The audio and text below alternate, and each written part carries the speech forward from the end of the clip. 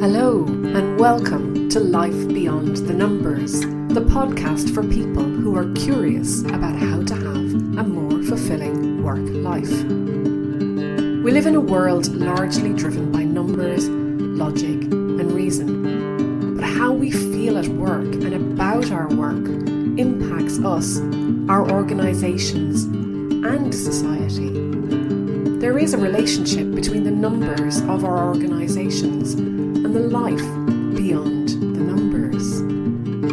I'm Susan Nichrialon, your host. I've lived and worked in many countries. I've met people who love what they do and people who don't, people who bring their full selves to work and people who won't. But one thing that I've learned that is common to us all is that we are all unique and have unique experiences. And it's helpful to know that there are others who think like we do, or have had struggles too, or have gone where we want to go, or can show us things we didn't know. So join me and my guests as we place a lens on the human side of work life by sharing insights, stories, and strategies to inspire you to let your uniqueness shine through.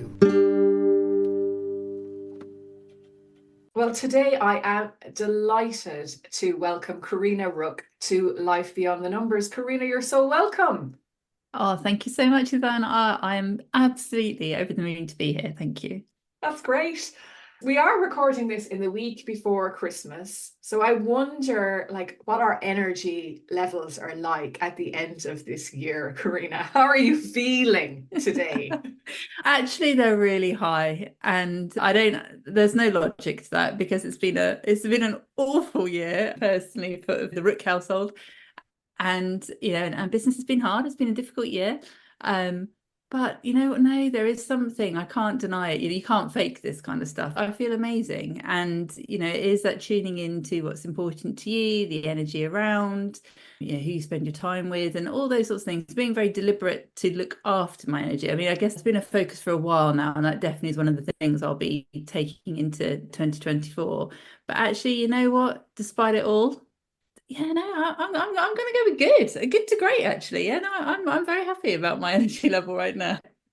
And you look like that as well. So you have this relaxed aura about you too, but also very joyful. So this is great. I'm looking forward to seeing what emerges from this conversation. Yes. No, you, me both. As I do with all of my guests, I research different things, but something that kind of blew me away a little bit, Karina, was research that you talked about in one of your blog by a guy called Harvey Coleman on career success and what it comes down to. So maybe you would talk to us a little bit about that, because I think it might blow other people's minds too.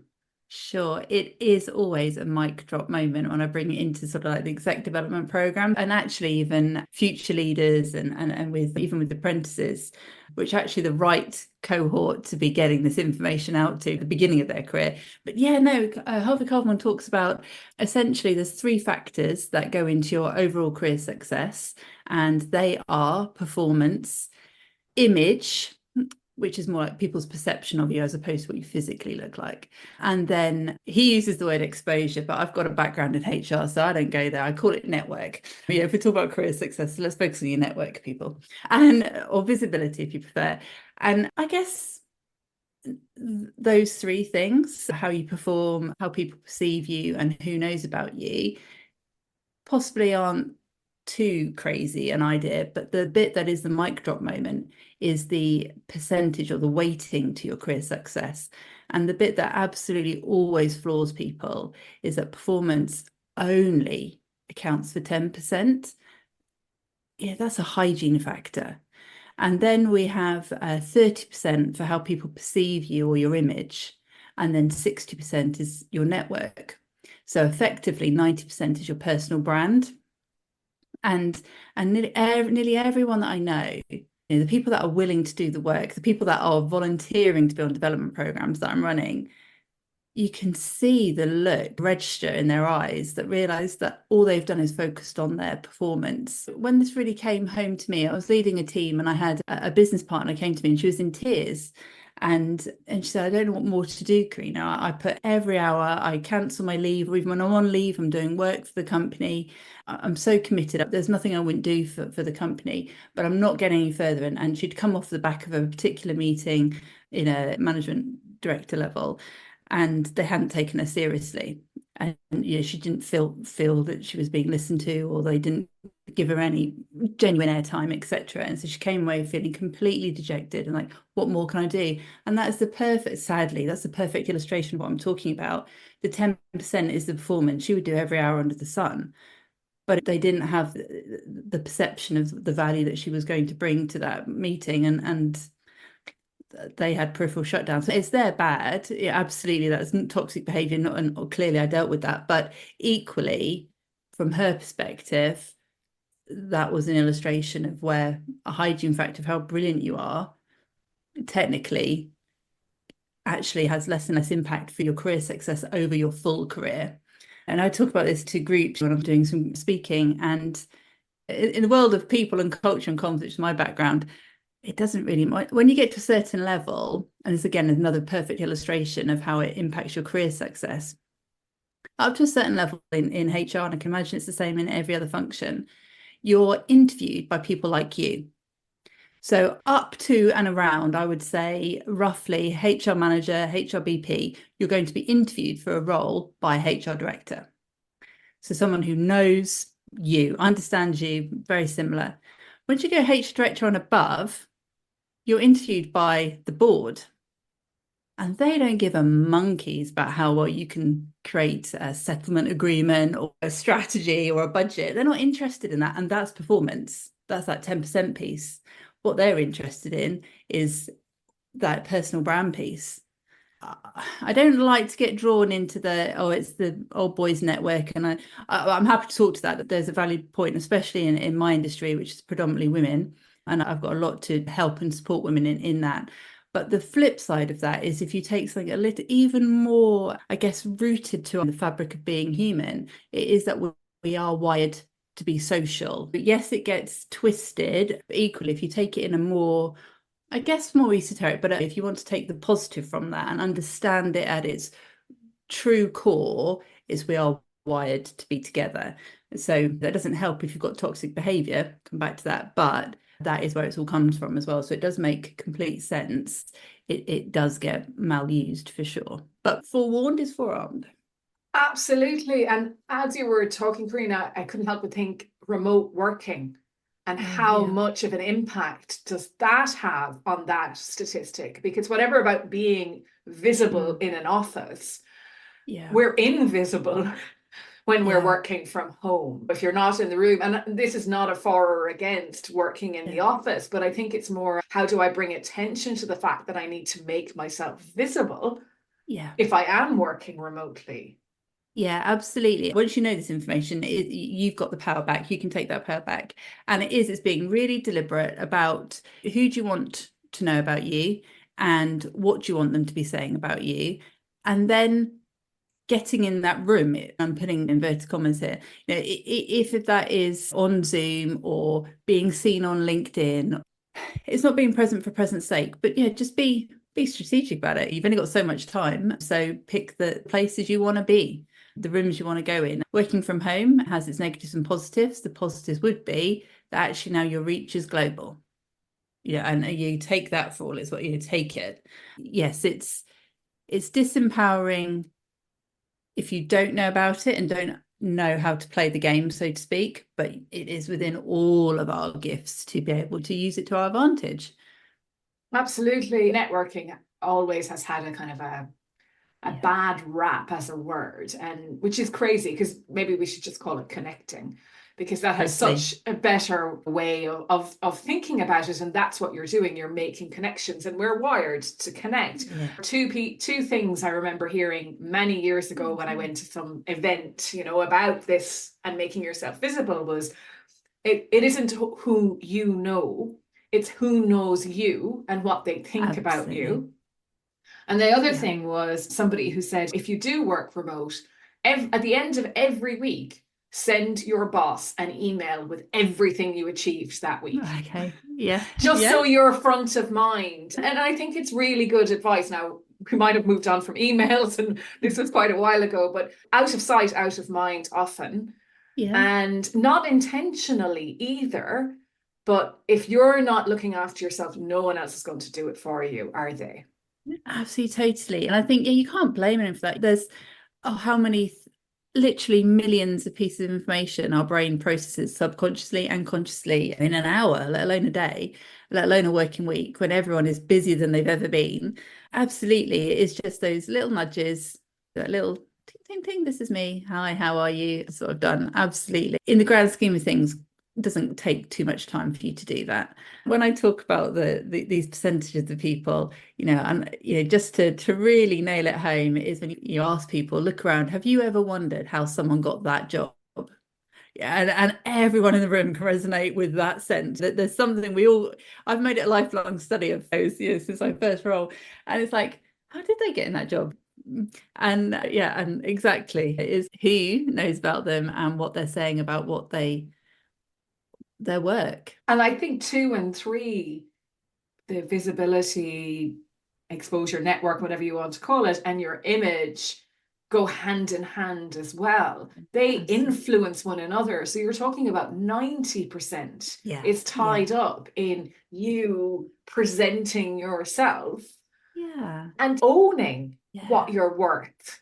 Yes, absolutely. I could sing this from the rooftops, and this is the empowering piece. I talk about we're 1 in 400 trillion. The fact that we are here as the person we are was against all odds, literally. So go to town on that. And you've got your own special gifts. There's things that you can do that no one else can do in the world the same way you do it. That's magic. Just leaning into that. Don't be afraid. Don't feel the conformity, because that's what becomes bland and burnout. It's swimming against the tide of what you're not here to be doing. And that takes energy. So being 100% you, that authenticity piece, and owning it. And this is me. And it's going to be a good day kind of approach is so empowering. And that's magnetic, because we're wired, as I talk a lot about, we're wired to see the inauthenticity or the potential threat. Something doesn't add up. When we talk about, I just don't get them, or there's something off with that person, or yeah, I'm not sure about them. What we're actually talking about is we're not getting the energy, and there's something not aligning. And that's an element of inauthenticity right there. If you're taking it from a career leadership perspective, you want people to buy into you, and they're only going to do that unabridged if you give yourself unabridged. And yeah, just go for it. You're a beautiful human being. The world needs you as you are, and with all the bells and whistles. Don't be put off by those percentages. That's complete leverage for you. It is. And when it comes to it, your performance is only 10%. So yeah, exactly. Exactly. So actually go home on time and do all of those things as well. Don't kill yourself. Yeah. You can't ever say whether it's women that are more this or men that are more that in one way, because we don't really know, and everyone is different. But I do think women tend to work more in the background and are less visible. We just want to get things done. We want to get things done and move on and get to the next thing and so on. And that works against us then if nobody's looking at our performance. Absolutely. And you can take that back to the days of the cave. We would be collectively, and this is where, again, your point of networking, let's not call it that, let's call it connection. That's actually being very generalist about it, I appreciate it, but that's a female superpower. Yeah, and you can bring in emotional intelligence there. Back in the day, alpha males out doing their hunting bit, getting the food.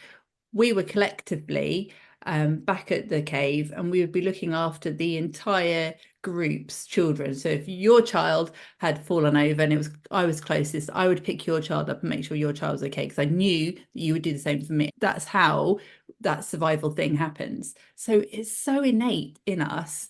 Women are behind the scenes, just making it happen, keeping things on an even keel, no drama, just task focus, get on with it, do it kind of approach.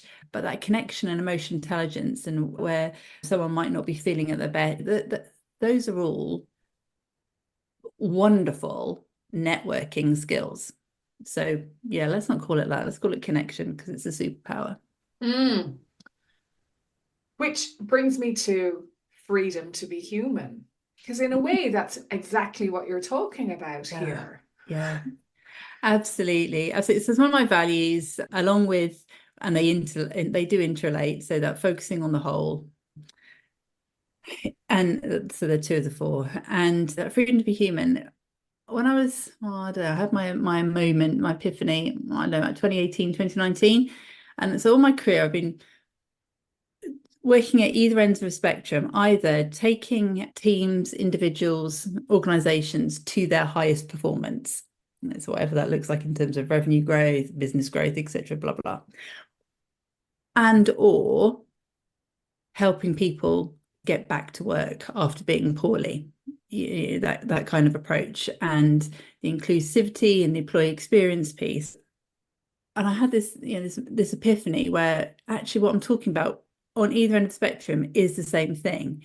It's about helping people be at their best, and we are always at our best when we have freedom to be human. And what I mean by that is when we remember or lean into what makes us human. Oh my gosh, that's octane for our performance, and it's so much easier. So freedom to be human is everything about not trying to be a robot, not trying to do things that we're not wired to do. Lean into what makes us tick, and at that point, life is so much easier. And the fear response, and I could talk about this for days, but the fear response in terms of the ego piece, procrastination, fear of failure, the trauma piece comes into that, and stress response. So when you're dealing in the workplace, I would be dealing with that through burnout and or more serious illnesses. At the end of the day, World Health Organization tells us that stress is the endemic.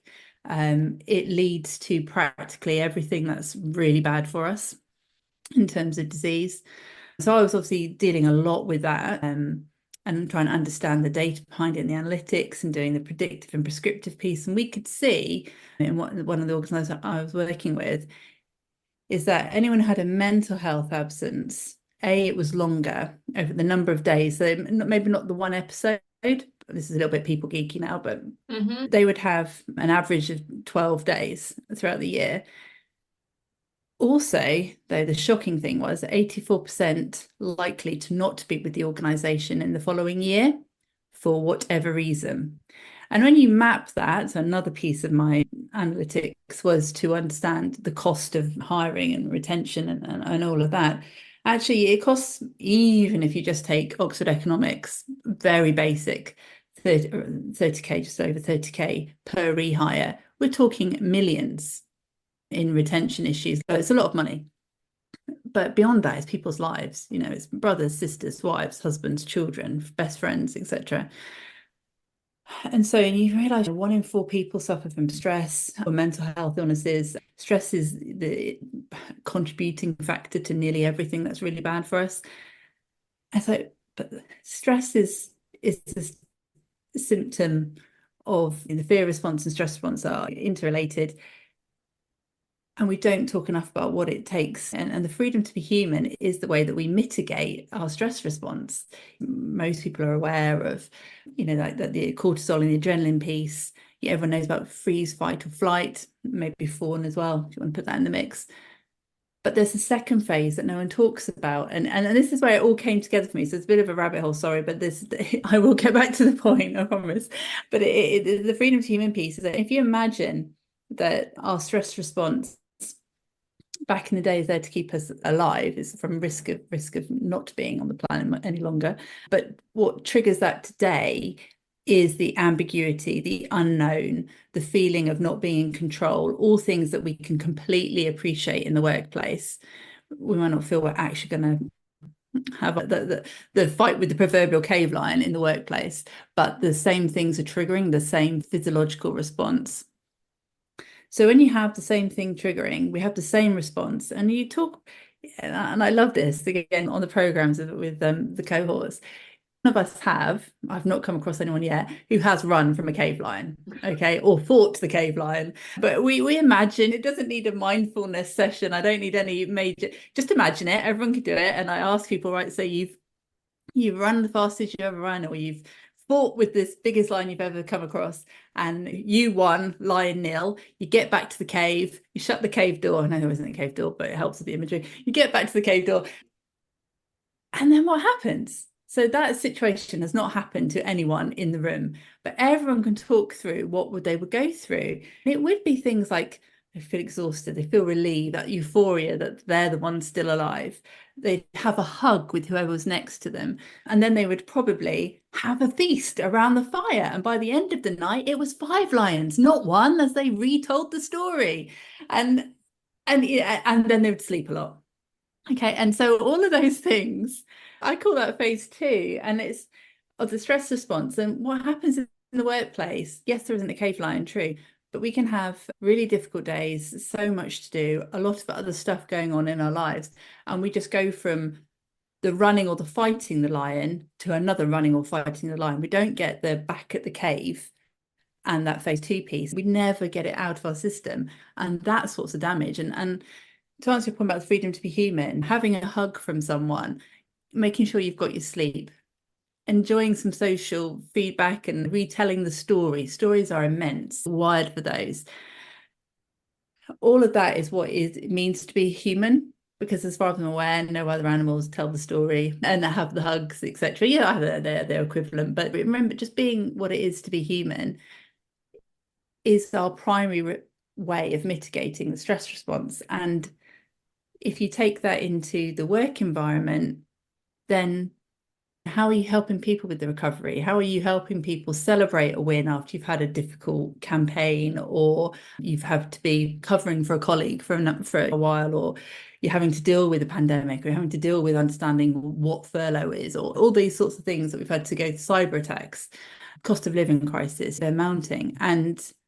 But we don't spend enough time as an organisation or as teams really working through the recovery piece back at the cave. The beautiful thing about that is it costs nothing. It's so simple. Again, that's another glory of freedom to be human, because most of what we're talking about costs absolutely nothing other than the remembering to have the intent. It's literally the energy to remember to do it. It doesn't cost anything. That's really fascinating, Karina. And what I was thinking is, when you take it into an organization, when you take it at scale, is that you have people on that spectrum where some are entering into the first day they run from the lion, some are on their 30th day of running from the lion, and they don't line up. And I think that can be part of the problem. And some people's lions are just nice and calm and fluffy, and they're more like cats, and others are, so that's the other thing, is that every single person's experience is their experience, and it's different. And then I think that's the challenge for an organization, because they want to take a one-size-fits-all approach, which completely undermines the freedom to be human. Yeah, absolutely. The best practice isn't the same practice. It can't be. It absolutely can't be. And there's no getting away from knowing your people, understanding the individuals and the team, and then adapting. And actually, in the long run, that's easier, because if you're just trying to put everyone in one lane and just doing the one, you're just losing people, and the engagement's not there, the experience, the performance will not be there. Fact, ultimately, you might be able to go for a short sprint, but you're never going to be able to do the endurance piece, that mindset. So yeah, freedom to be human, and that absolutely is a nod to the fact that we're individual. So what is the opposite of freedom to be human? I keep wondering that.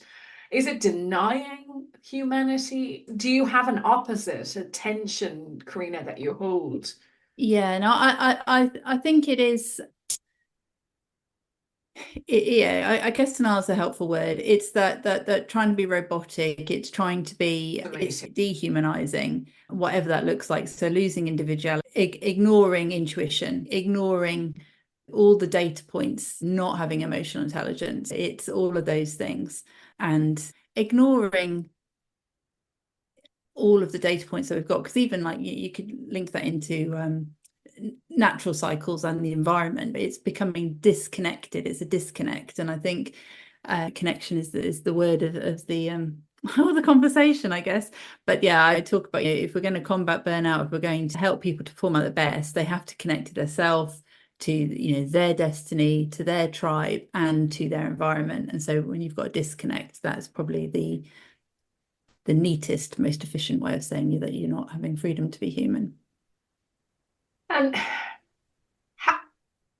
how does it start? You can, in a way, answer that from your own experience as well. But let's just say we start work with every intention of doing our best. And yet there's some sort of, maybe the system is completely broken in itself, but there's the organizational piece, the culture, but there's also the individuals and my personal responsibility to myself to maintain my own freedom to be human. What makes me compromise that?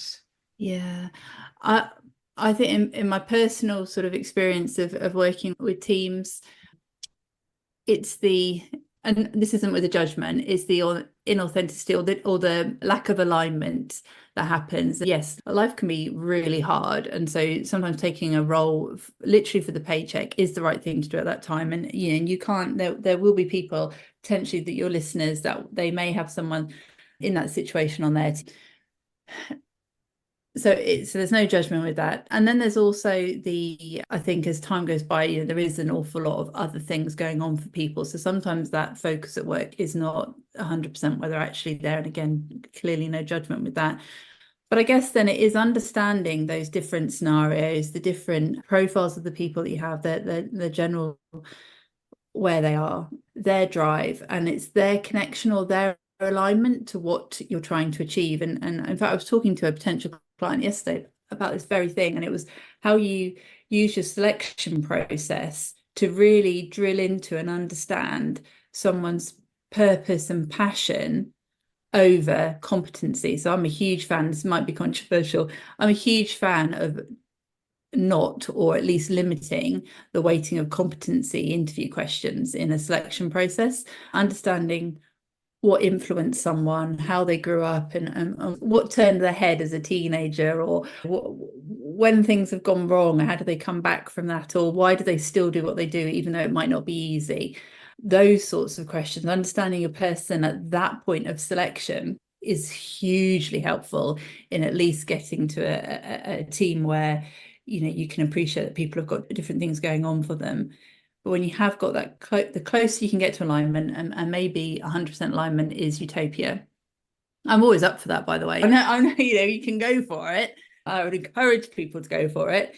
But yeah, it's that understanding that sweet spot of having people aligned to what everyone is trying to achieve. There is real magic that comes from greater than some of the parts kind of concept, when you've got every player in that mix wanting to be there, feeling they can be 100% themselves, and then going to town on whatever that delivery looks like. It's psychological safety, it's involvement, it's inclusion, but it's that contribution that comes from when people feel that they're able to be themselves, that they understand what they're there to do and want to do it, and want to do it in the same way that's pulling everything together. Obviously, the same way you might want difference and diversity in it, but the end goal is the same.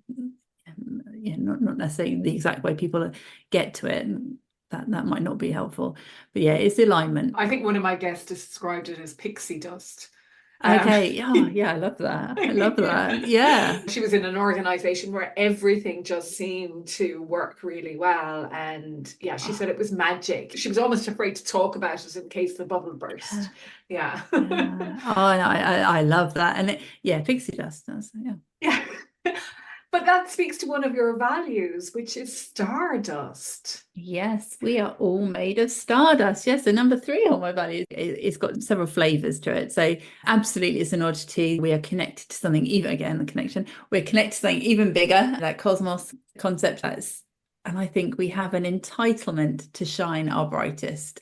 Yeah, and how I help people do that, living your most vibrant, radiant life is your entitlement. And if you know, society has told you anything otherwise, or life is just on top of you, then not on my watch. You know, that's what I help my clients do. That's what we're going to work on. And so yeah, so that we're all made of stars. There's something in all of us that is worthy and necessary to shine. You're here for a reason. 1 in 400 trillion, that little speck of stardust that started you all off. Yeah. And is it possible then, Karina, to have it all, to shine and to feel that sense of freedom to be human and that holistic approach to success? Because Yeah, I think I'm leaning into this. And I shouldn't say even I, but you know, you've got me going here, going, I'm gonna have to do something now. Yeah, and absolutely, it's all within all of us. People come at it at different points, even if it's just resilience, boosting resilience. And there's a lovely article of someone I really respect and collaborated with a few times, Dr. Dorian Dugmore, and he had an article out the other day which is titled very simply "Resilience equals results." This is like a formula, and it is kind of similar to what I've been talking about now. How do you build that resilience back? And or, you know, I said and go the whole other thing. You absolutely shining like the superstar that you are. All that stardust coming together and living your most vibrant life. How people can get their vibrancy back, that radiance. It is first and foremost listening to what actually lights them up, because we all know that, but it might be the quietest voice that you hear out of an orchestra of other voices in our own minds. And you know, all the ones that tell us to play it safe or don't be so silly, you can't do that, you've had a career of so many years now, of course you cannot go and do that thing that you're telling me you want to do. But the thing is, that is the thing that's going to light you up. And you know, so the difficult part is how you then bridge from where you currently are to getting to that point. But the other parts of the mix then, of course, is having that self-awareness of what the lighting up thing is. More, it can be related to purpose. It's like the environment you need to be in, or the things that you're doing, or the people you spend time with, or even what do you spend your time talking and thinking about. Just do more of that to start with. It doesn't have to be the biggest career change, you know, and everything that goes with that. But just start small and just listen more and more to that voice that tells you to do more of what actually brings you joy. Because by definition, that is going to make you sparkle more than do the things that doesn't. And then it is that piece of self-leadership. You know, we have a concept on one of our programs called 9 to Thrive, which goes back to basics and freedom to human, about the sleep and rest and recovery, giving yourself ample time to do something creative, which is different for everyone. I am not a crafter, much to my mother's complete dismay. She is Mrs. WI, and I can bake a cake, right? So I guess that's not, but I can't do jam. But you know, we can do cake. Oh, but I can't do crafts. But the creativity, the kind of colouring, or just thinking differently, or reading a book and letting the imagination go, that's creative for me. Or it could be, you know, just dancing around the kitchen, you know, or what. Creativity is different for all of us. Whatever it means to you, do more of that. And you know, and the rest and recovery thing, that also looks different for everyone. So for some people, it's very passive. It's completely just vegging out on the sofa watching TV. And then others, it could be a walk. It could even be quite a substantial walk out in nature. So yeah, the rest thing is different for everyone, but it's whatever refuels your energy. And I think the thing is that where people don't feel their sparkle is there, they don't feel that they've got that energy and vibrancy, is because they haven't spent enough time on the rest and recovery. And what I've found, and I am on a mission to change this, is that because it sounds so simple and doesn't require any pharmaceutical drugs, it doesn't require a course, it doesn't require a special clothing. No, it doesn't exactly any of the above. You don't need a qualification. We kind of let it bypass us, but truly focus on getting enough sleep, focus on rest and recovery, focus on creativity, focus on social. And even the most introverted person that you know, we're still wired to be connected. You know, our immune system switches off if we feel lonely. So being social is relative for each of us, but if any one of us has that dip to any degree, we will feel it in potentially the most impactful and negative way. So yeah, some of the 5 people we spend the most, when you look at the Blue Zones work, actually, where we've got really embedded social structures, and especially for the elderly, Western civilization is not great at this compared to Eastern. Elderly are left more alone, are more isolated, and that impacts longevity. Whereas when you look at the Blue Zones where people do live longer, that society fabric is stronger for longer with more people involved. So those are just the very simplest things to don't require that big brave leap of faith to change careers, etc. But that would definitely get you on the road to finding that more of your vibrancy, and then it all adds up, and ultimately finding your purpose. And it's in Good to Great, Jim C. Collins' book, that there'll be something that you can do better than anyone else can do in the world.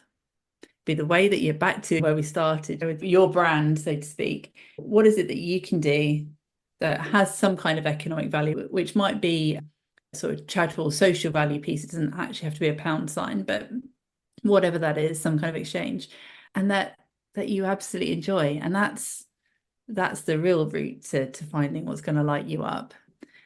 But yeah, let's start listening to that voice, because it's there. Convention and society tells us to dampen that voice down. Our intuition is the way we know our intelligence isn't just cognitive. And again, that's an absolute nod to freedom to be human and focusing on the whole. It's we know more than just what our logical brain tells us. And I think reflecting on your life for incidences where that came true, where you realize that you made a decision based on your gut, or there was someone you stayed away from because you felt they were unsafe, whatever, those kind of things. If you can bring attention to them, you can start to see how your intuition works. And it's data. Things aren't always right. But when you can put them together, you can examine them. And I think once your heart knows that you're listening, or your gut or your intuition, then they come to the fore more as well, and start to quieten the orchestra. I was thinking an orchestra is way too kind. It's more like the worst music in the world. You want to be able to hear the orchestra. But you want to be the conductor, I think. And often we're not. The orchestra is playing itself. That's not living your best life. No. And I think, that what's the phrase?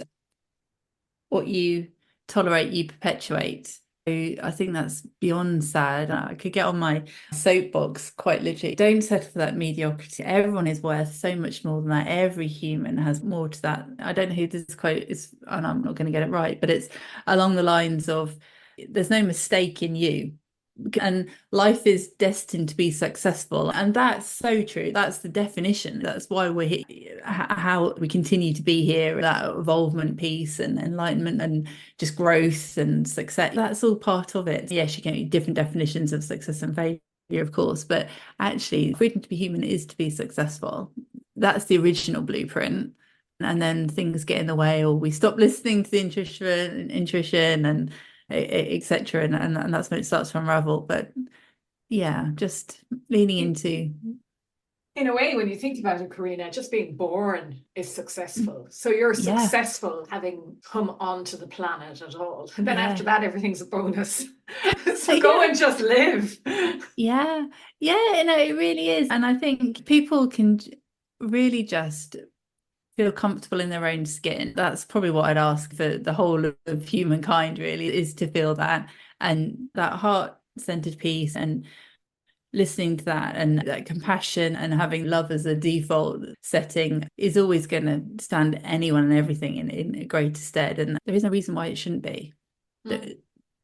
Logical or otherwise, why would that not be the default setting? So I think Yeah, it's, different structures and conventions and conformity get in the way, but actually what really matters most, and I know of the research, I don't have the detail, the numbers, what people talk about, in their last moments. There was some research done by doctors that work with people in hospices, and yeah, it's never any of that working extra or all of those things that actually get in the way. Even Yes. I thought, like last weekend, I went to Dublin to meet up with women that I trained with in Deloitte. We haven't worked together since 99, 2000, that time. And there were 9 of us that started in our intake together, and 7 of us managed to make the lunch. 2 of them couldn't make it. And it's interesting. I mean, we had this amazing conversation about everything going on in all of our lives. I don't think we talked about work once. I don't even think it came into it. And people have big jobs in inverted commas and, careers that are very successful, but it was about parents, kids, holidays, all of the stuff that goes on in our lives, partners and things like that. And laughter, filled with laughter. Yeah. Yeah. Absolutely. And I think, more of that for everyone, really, because that actually is what sets us apart, gives us that edge, refuels us, helps us continue, helps us be better, helps us feel better. My 5-year-old knows if he feels better, he's going to do better. We know this from a really early age. And if we're going to treat people better at work, they will do better. Absolutely. And that just comes back to that feeling, that contribution piece, feeling valued, feeling heard, feeling that they've got something worthwhile. If they know someone's going to listen, it doesn't mean that everything has to happen, but the fact that it's genuinely listened to and considered in the fullness of that, then that's all we want. That's all we need. And I think even when we know that that's going to be the case, we're less likely to bring stuff up. So there's also, once the atmosphere is there, that you're supported and you can voice whatever, actually you tend to get on with stuff. It's when the atmosphere is heavy and you can't cope and you've nowhere to go with that. Yeah. That's what then I think diminishes that freedom to be human. Holy, there's so much research, and then there's everyone's experience listening to this. Everyone will have an experience of hopefully the good and probably the bad. Several times around the sun in the workplace, we will have experienced that. And again, it's the absolute beauty of it that it costs nothing to listen to someone. Seriously, that you don't need a budget for that. There, we're going to end with the budget. That's it. It kills the conversation. This is life beyond the numbers, Karina. It is. And absolutely tells you everything you want to know, that people will absolutely excel when you don't even actually have to pay out for anything other than just giving someone the time of day. And you also host a podcast, Karina, as well. So maybe you tell us a little bit about your podcast. Yeah, I do. Thank you. So Freedom to be Human is the name of my podcast. We've had a little bit of a break on the run up to Christmas. There's been some changes afoot at headquarters, but all exciting. And we're back in full swing in the new year. And so Freedom to be Human, it is what we've been talking about. How do you feel and experience it? And in its vast array, I said I could talk about it for literally hours, but it's how it helps people shine and live find that freedom generally in their life, and that sense of fulfillment, that sense of self-actualization. Because why not? Let's do that. I want everyone to feel that feeling. I don't think it could be said enough. This is something that needs to be on repeat, and not just repeat, but we need to hear it. Because we need to hear it enough to believe it. And that's how we make change in the world. Enough people talking about it. So Karina, if somebody would like to connect with you after this conversation and know more about you and what you do, what's the best way of going about that? Best way to do that is either through LinkedIn, which is as Karina Rook, and Instagram as Ventures Green, and very brand new, drum roll, the Celestial Coach code. I'll send you the details if you want to put them in show notes. But yes, so definitely LinkedIn and Ventures Green on Instagram. The celestial coach. I can't believe we brought that up right at the end of the conversation. You might just have to come back and talk about that one again. So, Karina, thank you so much for your time today. I've really enjoyed that conversation, and I could talk for hours as well. So we could have gone for the rest of the day on this topic easily. So thank you for coming along, and I think we'll do this again. I think we absolutely must, and you must come and speak to On Freedom of Human when your book is in full promo, because the world needs to know about that too. Oh, I will. Yes. We'll get that in the diary. Absolutely. Thank you so much, Karina. Absolute pleasure. Thank you so much for listening. I hope you've enjoyed the paths we traversed on today's episode. If something rang true for you, be sure to let me know. Or maybe you can share this with someone in your life who would benefit from listening too. And if you enjoy helping others, I'd be so grateful if you would leave a review, so that people who might also be curious about their own life beyond the numbers can discover this podcast too.